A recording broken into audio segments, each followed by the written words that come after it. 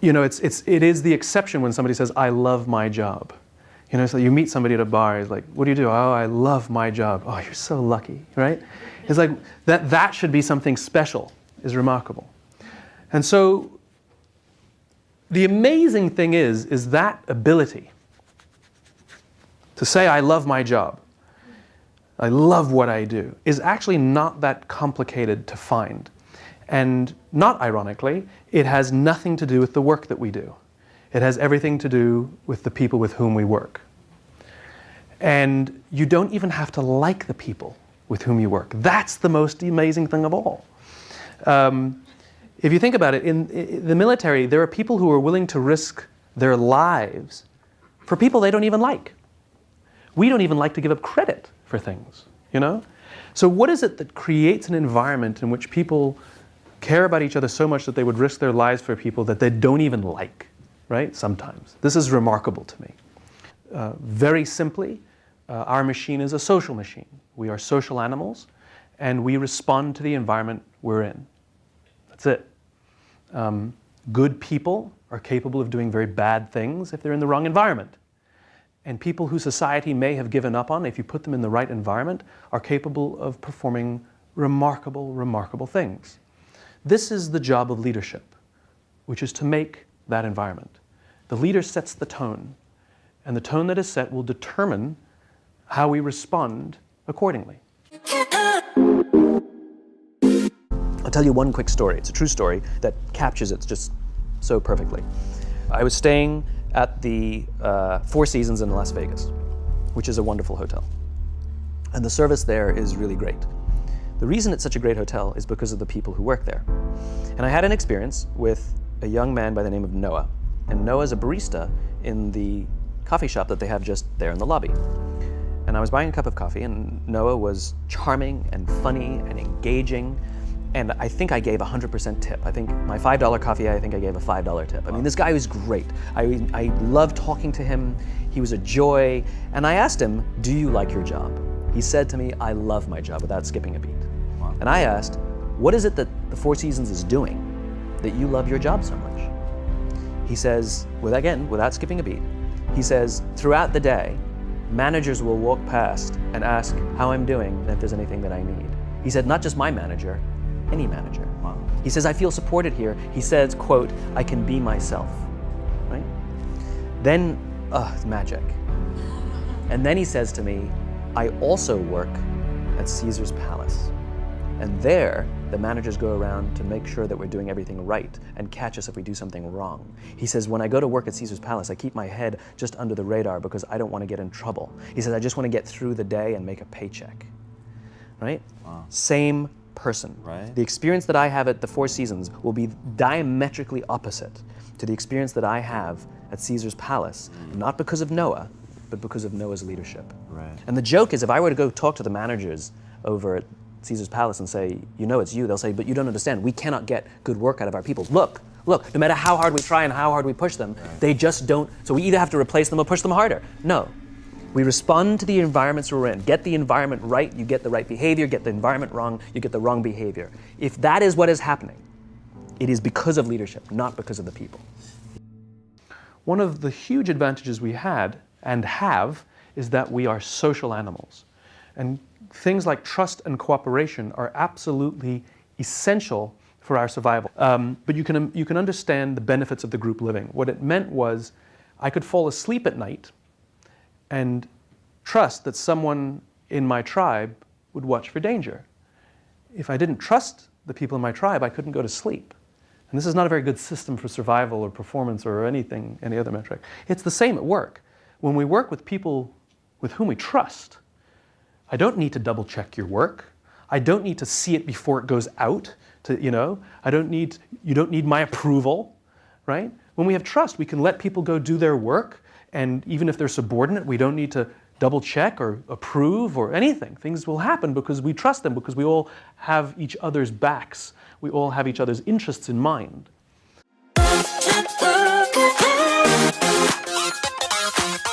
The problem with things like trust and cooperation is that they are not instructions. I can't simply tell you, trust me. You can't simply ask people to trust you in your advertising, and you can't simply tell people, I want you to cooperate. Trust and cooperation are feelings, and this is the problem. So the question is, where do those feelings come from? You can imagine what life must have been like in these Paleolithic times. It was a world filled with danger. All of these forces working extremely hard to kill us.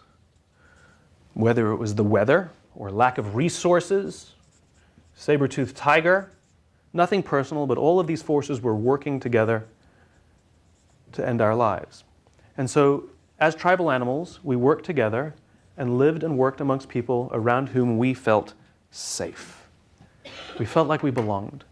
And when we felt safe amongst the people with whom we lived and worked, the natural human response is trust and cooperation. It's just what happens.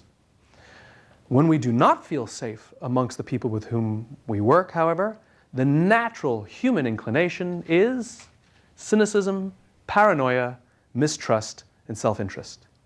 When we do not feel safe amongst the people with whom we work, if our leaders do not make us feel safe, we have no choice but to spend our own time and our own energy to protect ourselves from each other. When we do not fear each other, we naturally work together to face the dangers and seize the opportunities. It's the exact same thing in our modern business world. The only variable are the conditions inside the organization. And when those conditions are set in a manner that allows us to feel like we can trust and cooperate, we do. This is what leaders are supposed to do.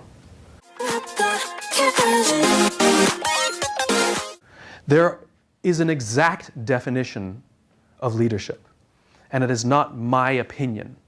You know, I love all the books that come out and all the articles. What makes a great leader? What are the 5 things you need to be a leader? You need charisma, you need vision, you know, all of these things. I can tell you right now, those things are sometimes useful, but they're not essential. Not everyone has vision. Does that mean they're not allowed to be leaders? You know, some people have remarkable charisma and some people don't. Does that mean they will never lead? Of course, it's all nonsense. You can't manufacture these things. Some people are good strategic thinkers and some people are not. Some people are just naturally good at basketball and some people are not. There are skills, you can get better at them for sure, but you're either a visionary or you're not. These are not things that we can manufacture. In other words, they're not essential components for leadership. There's only one characteristic that I'm comfortable saying that all leaders must have to become leaders, and that's courage. Because leadership is hard, and it often requires sacrifice, and that it will happen, that you will have to put your interests, your comforts, your advantages aside so that others may gain. And that's sometimes really hard. In fact, standing up for others may mean that you might get your head chopped off. You know, a leader sometimes loses their job because they did the right thing, right? That comes with significant risk. The choice to be a leader comes at significant risk. And this is why not everyone chooses to be a leader. Leadership has nothing to do with rank. It has nothing to do with the title you have on your card. Leadership is a choice. That's it. I know many, many people who sit in the senior echelons of a corporation and they are not leaders. They are authorities, and they have authority, and we do what they say because they have authority over us. But we would not follow them. I know many people who sit at the bottom of organizations who have no authority, but they are absolutely leaders. And the reason they are leaders is because they have made a choice. They have chosen to look after the person to the left of them, and they have chosen to look after the person to the right of them. It doesn't always mean they have to sacrifice their interests, but when it really counts, sometimes they choose to sacrifice their interests because it's in the interest of the person to the left and to the right of them. This is what leadership is. Which leads to the final point, the courage to lead. I always joke that it's a little embarrassing that I have to have courage on the list. But the reason it's there is because everything that I have told you today is unbelievably difficult. All of the pressures in our lives, whether it's from the markets or from our families or from the incentive structures in our companies, are trying to force us to consider the finite. They're trying to force us to consider the short term over the long term, consider profit before people. And by the way, when I talk about putting people before profits, I don't mean like 1% profit, 99% people. Like, it can be like 51-49. It means there's a bias. It means that when there's a decision that we know that one of them is going to be sacrificed, we lean towards people. It doesn't mean we're anti-profit. Remember, to stay in the game, you need resources and the will to stay in the game. Profitability is important, but you have a bias for people. That's hard. That's hard. Walt Disney did it. The guy basically invented animation like we have it today. He was the first one to put sound to an animation. He was the first one to make a feature-length animated film, Snow White, where you could be physically transported. But the problem was, once you were done with the film, it was over. He wanted to physically keep people in the movie, in the fantasy. And after all that success, no one would let him make the parks. And so he sold all of his interests in Walt Disney Animation, and he quit to start an entirely new company, and he had to self-fund it because he says he couldn't put up his dreams as collateral with the bank. They're not interested in his dreams as collateral. And that became Disneyland, which to this day makes, I think, more money than any other division in Disney, and continues to grow and grow and grow. It is infinite. Disneyland continues to improve. That was truly what his vision was. That takes courage to put it all on the line. It takes courage to say, I don't know what I'm doing, and the leader has to set the example. That's scary, because we think we have to have all the answers and we have to be tough all the time. To admit fallibility. Yeah, so in my experience, courage is an external thing. I've had the opportunity to meet people who have risked their lives to save the lives of others. And they didn't have to. They would not have been faulted if they didn't. They were not ordered to. They may have violated orders, in fact, to do so. And I've had the chance to ask them, why did you do it? And almost unanimously they say, because they would have done it for me. And it's the sense that someone has my back that gives me the courage to do something for them. You know, if you're a world-famous tightrope walker and you wanted to try a brand new death-defying act for the first time, you're going to do it with a net. It's not your ability that gave you the courage, even though you're really good at it. It's the net. It's this external thing that gave you the courage, and you build it. So I think that to live with a servant's heart, to be that leader, that empathetic leader, what that engenders is that people start to believe that you have their backs, that you would do something for them, that you would sacrifice your interests to protect them, and miraculously, they'll do it back. And the only thing that makes you a leader is you're the one who went first. You're the one who took the risk first, right? That's the only thing that makes you the leader. Leader is not because you have the rank. We call you leader because you literally led us. You went first towards the danger, to take the risk. You set the tone.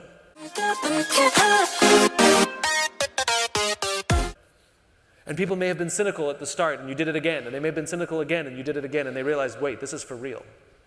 And weird human things happen, and they start to offer you the same kind of love and trust back. I believe it's external, and I believe it's based on the quality of human relationships, which means it doesn't happen overnight.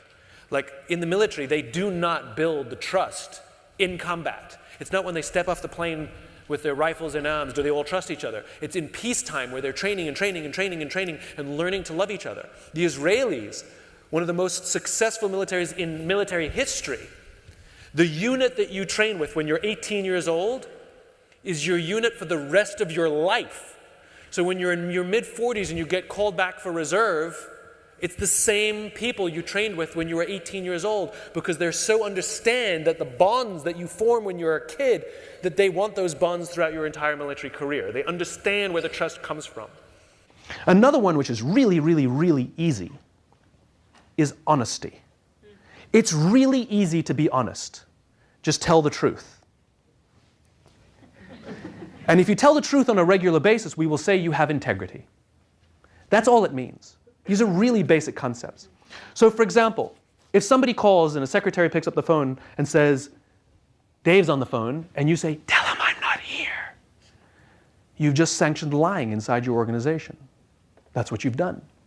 You have said that when it suits you, even if these lies are small, you may tell lies. That was dishonest.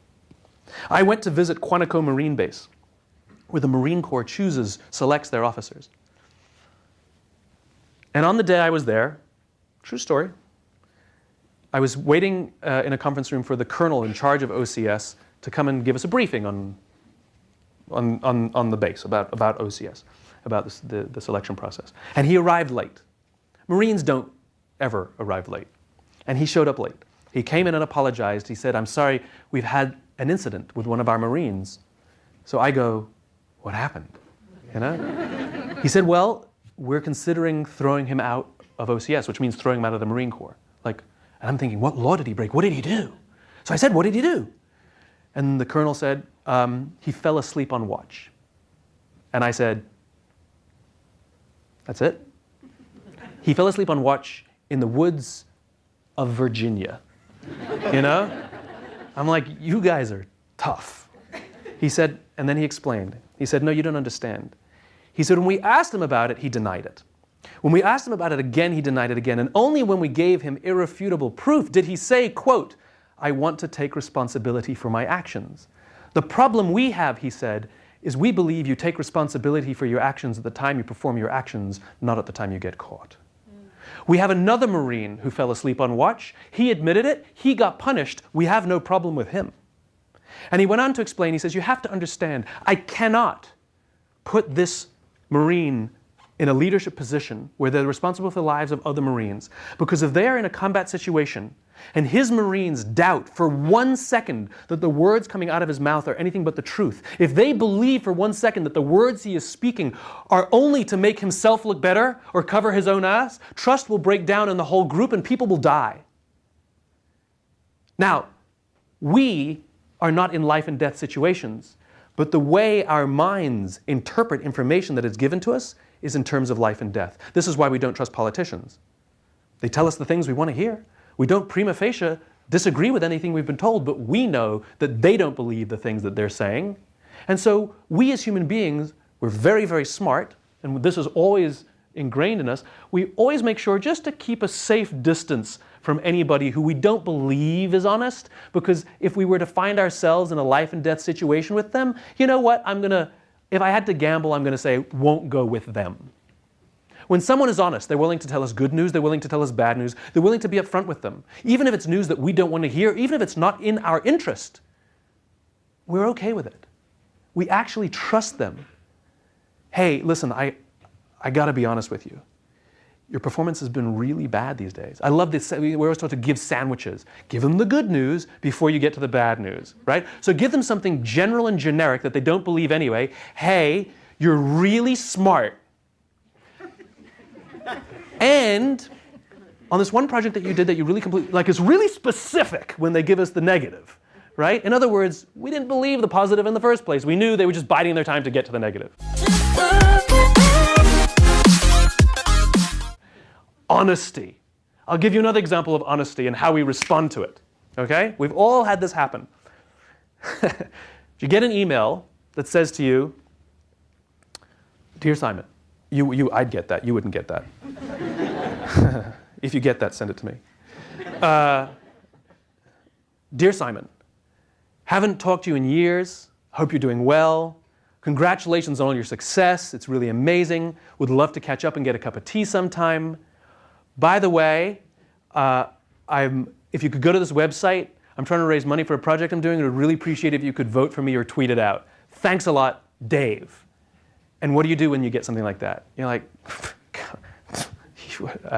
you know? Right? Now, what if we simply reverse the information? "Dear Simon, I'm trying to raise money for this project I'm doing. Would really appreciate if you could click on the link and vote for me, and maybe even tweet it out. Haven't seen you in years. Hope you're doing really well. Congratulations on all your success. Would love to get together with you for a cup of tea sometime, Dave." In other words, tell me the reason you sent me the email. Right? The niceties are fine, but that's not the reason you sent me the email. It was dishonest. It was disingenuous. Honesty is such a simple thing, right? It's such a simple thing, and when it is afforded to us, we respond with loyalty and trust and commitment and devotion and loyalty. Because why wouldn't we? By telling me accurate information, it helps me better survive. I like that. I appreciate that. I'm going to stand next to the honest one. Honesty is king. Hard, but important. And if we screw up, be honest about the screw up. I want you to know I wasn't honest with you. I was in a weird position, and I should have told you the truth, and I didn't. I got embarrassed, and then I made it worse. I know. I don't know. I'm sorry. I'm ashamed. You know, like we can be honest about the failings even. We can accept punishments. Great organizations, if people screw up, you can be punished, but it doesn't mean you'll lose your job. If we fear that we will lose our jobs, we don't work in safe organizations. If we fear getting in trouble, that's okay. I mean, we fear getting in trouble from our parents. We don't fear that they're going to throw us out of the house, right? Same thing, same thing. And I remember I used to go into new business pitches, and I remember being so brutally honest. You know, I would say, I'm really good at this. I'm okay at this. You should not hire me for this. And they kept wanting me to hire me for everything just because I was honest. Because every other pitch that they had the day before, that other company was brilliant at everything. And even though they knew that I sucked at these things, they just knew I'd be honest when things broke. There's something to be said for honesty. We trust honest people. It's anthropological, it's biological, there's no escaping it. It goes back to early mankind. When somebody says there's danger, it has to actually be there. When somebody says there's no danger, you're fine, we have to actually believe them. That's why we take recommendations from close friends and not strangers. Like if some stranger walks up to you on the street and says, you should see this movie. But if your friend says, you should see this movie, you like rush out and buy a ticket. You don't even read the reviews. Trust. There's something to be said for honesty. It's hard being honest all the time. It's really hard. Do I look fat in these jeans? I like the other jeans better. Nobody said honesty has to be mean.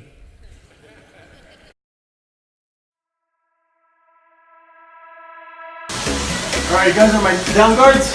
Perfect. Brianni, do me a favor, do a walkthrough. You go check the upper patio. Chris and Laura, let's do some in-service, all right? So grab the doll, let's get everything ready, okay? Guys. Brianni, walkthrough, upper patio, in-service, let's go. How do you do, Les?